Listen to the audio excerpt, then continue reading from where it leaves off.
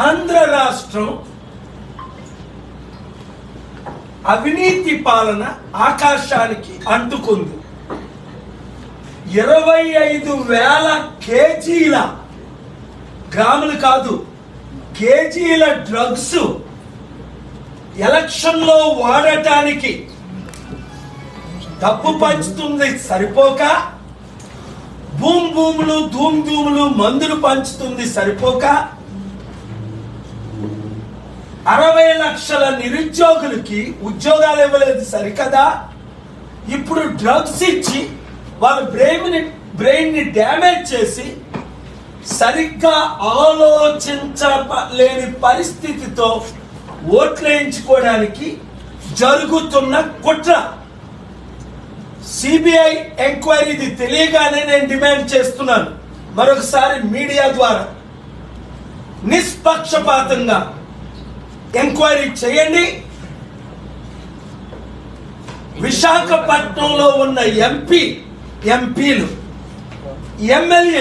ఎమ్మెల్యేలు ప్రోత్బలముతోనే ఈ డ్రగ్స్ బినామీ అయిన ప్రధానమంత్రి బినామీ అయిన అదానీకి ఎయిర్పోర్ట్లు ఎవరు అమ్ముతున్నారు?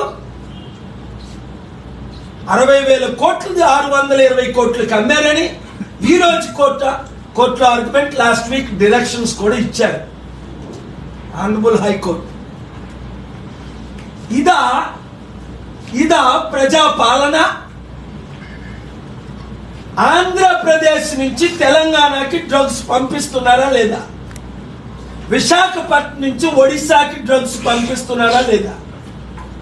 ఆంధ్రప్రదేశ్ ని అమెరికా చేసే సత్తా నా ఒక్కడికే ఉంది. ఈ పనికి మాలిన ఎమ్మెల్యేలు ఎంపీల్ని జైల్లో పెట్టే సత్తా నా ఒక్కడికే ఉందని 100% ఇక్కడున్న ఛానల్ సర్వేలో పాలన రావాలి, పాలన మారాలి అని కోరుకుంటున్నాను. 5 లక్షల కోట్లు తెచ్చి నాకు ఇస్తారు అవకాశం, డొనేట్ చేసిన proof track record with evidence నాకు ఇస్తారు అవకాశం. 5 లక్షల కోట్లు అప్పు చేసిన చంద్రబాబు నాయుడుకి ఇస్తారా? 5 లక్షల కోట్లు అప్పు చేసిన జగన్మోహన్ రెడ్డికి ఇస్తారా? మూర్ఖులు తప్ప, అవినీతి పరులు తప్ప, డ్రగ్స్ వాడుతున్న వారు తప్ప, బుర్ర లేని వాళ్ళు తప్ప, స్టార్లు తప్ప ఇప్పుడున్న ఈ 2 వైసీపీ టీడీపీ పార్టీల్ని ఇంకెవరు కోరుకోరు.